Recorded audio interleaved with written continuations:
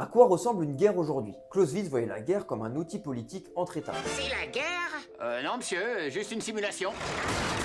Mais aujourd'hui, la guerre, ça ressemble plus à ça. Entre Al-Qaïda, Daesh, les cyberattaques, on est sorti du modèle classique.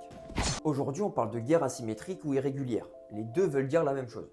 C'est quand un État fait la guerre contre un groupe qui n'est pas un État. Ça veut dire qu'il n'y a pas d'armée, pas de gouvernement et pas de bataille rangée. Ça veut dire qu'il n'y a pas de champ de bataille. Les deux exemples à connaître sont la guerre contre le terrorisme et les conflits au Sahel. Mais du coup, pourquoi ça dépasse Clausewitz? Parce qu'en fait, dans son modèle, il y a un État, une armée et un peuple. Sauf que face à un groupe terroriste, tout devient flou. L'adversaire n'a pas d'État, le peuple peut être civil et combattant en même temps, en gros, il n'y a pas de règles de guerre claires. Après le 11 septembre, les États-Unis lancent une guerre contre le terrorisme. Mais comment faire la paix avec un ennemi qui n'a pas de territoire, pas d'armée et pas de chef officiel?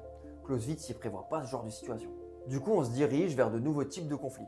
La guerre permanente, floue ou technologique. On parle de cyberattaques, de drones, de propagande sur les réseaux. En bref, on est loin des guerres napoléoniennes. Pour résumer, Clausewitz reste une référence, mais il faut adapter son modèle à la réalité. Dans le prochain épisode, on verra comment les États modernes tentent de gérer ces conflits. Et pense à t'abonner pour rater aucun des épisodes.